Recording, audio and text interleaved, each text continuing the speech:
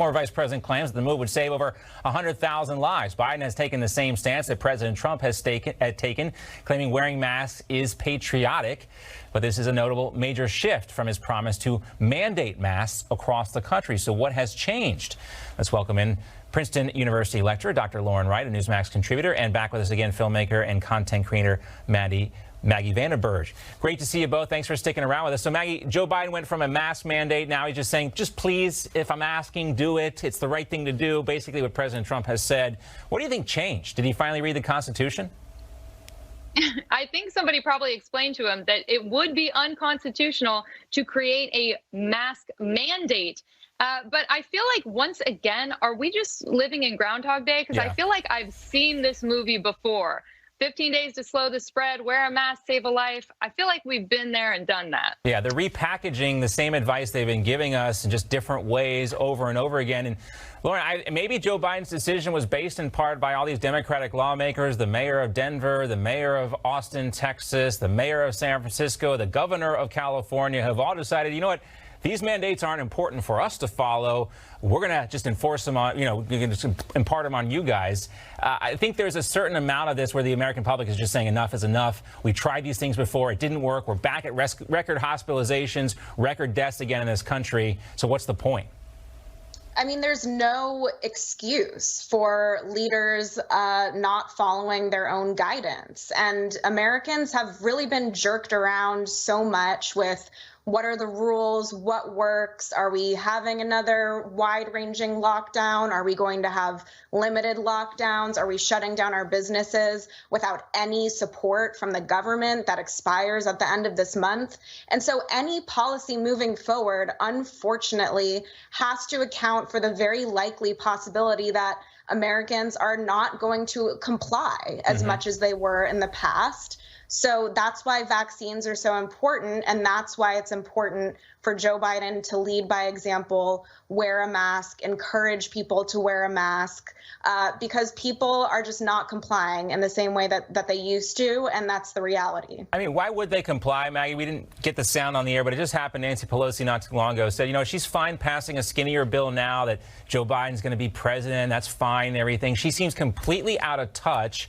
There are millions of Americans suffering right now, getting evicted, not knowing where their Christmas meal is going to come from because, Nancy Pelosi and Democrats dragged their heels. They could have easily just passed, another paycheck protection plan or, $1,200 checks again for the American public. But she wanted to play politics with this.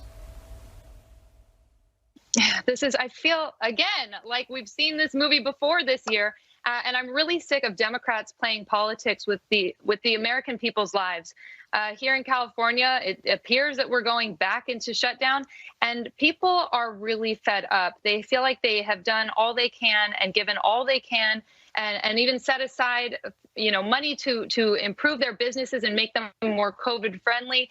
But we are all fed up. So I feel like this just needs to end. We need to open up our country and open up our businesses. Yeah, maybe Nancy Pelosi should go back down to Chinatown and tell everybody it's perfectly safe to come out and enjoy San Francisco, even though it's probably not safe. But, that was her advice back then, and a lot of people got sick after that. All right, I want to also talk, guys, about this strange moment from Biden and Kamala Harris's joint interview with CNN yesterday.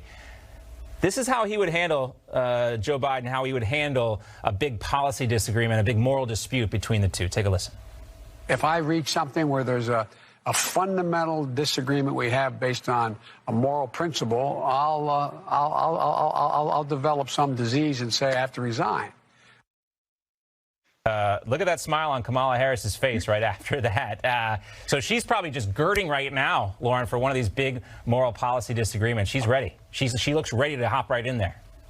I have no idea what that meant. I mean, maybe someone can explain to me whether it was a gaffe or a joke, or I don't know what that was. It's a terrible joke if it was a joke, because there are a lot of people concerned about Joe Biden being a lame duck president-elect, if he is that, and what, he will actually be doing. He has the nuclear codes, and he doesn't really seem to want the job, Maggie. Oh, yeah, he wants the job, but he's prone to these gaffes, and maybe Maggie has an answer to that. I don't know. To me, I saw this moment, and I thought, wow, Joe Biden has let the cat out of the bag once again and told the whole world their diabolical plans. This reminds me of when he did a similar thing, and he said that he and his campaign had assembled the most extensive voter fraud organization in the history of American politics. Once again, I feel like this is just Joe Biden letting the cat out of the bag. Letting the quiet part be loud in this type of situation. I didn't mean to cut you off there, Lauren, if you want to add something else to add to that. Oh, no, I mean, I don't believe it's a diabolical plan, but, everything we've seen from this incoming administration is so much the status quo. It's the same old government. It's very similar to the Obama team. So if you don't like that, there's certainly progressives who are angry and there's Republicans who are angry. But I don't think there's any evil undercurrent of any of this. I think that, if anything, it's boring and it's very similar to what we've seen in the past. All right, one last thing. It's not the most important thing. I do think it's a little weird also about Kamala Harris saying that her husband, Doug Emhoff, will be called the second gentleman. Hats off to breaking the glass ceiling and everything. But if I'm the second gentleman, I don't know if I like that title. It seems a little diminutive. I don't know, Maggie. Maybe I'm just wrong here. What do you think? I don't really care what title you want to give it. To me, once again, this is just proof that they wanted Kamala in as president all along. To me, I think that that's kind of how this looks. I mean, again, it's just my opinion, but it seems like this slip up has happened too many times by calling it the Harris-Biden administration, President Kamala Harris, all of these gaffes and slip ups. It seems to me like this is part of a bigger plan. Yeah, there's that video that went viral a while ago of Doug Emhoff walking in the room saying, I'm married to the next president of the United States. That was actually old from the primaries, but still, it has a new life on the internet, as things often do. Great to see you both, Lauren, Maggie. We appreciate it. Have a great weekend. You guys stay safe. We'll talk to you soon.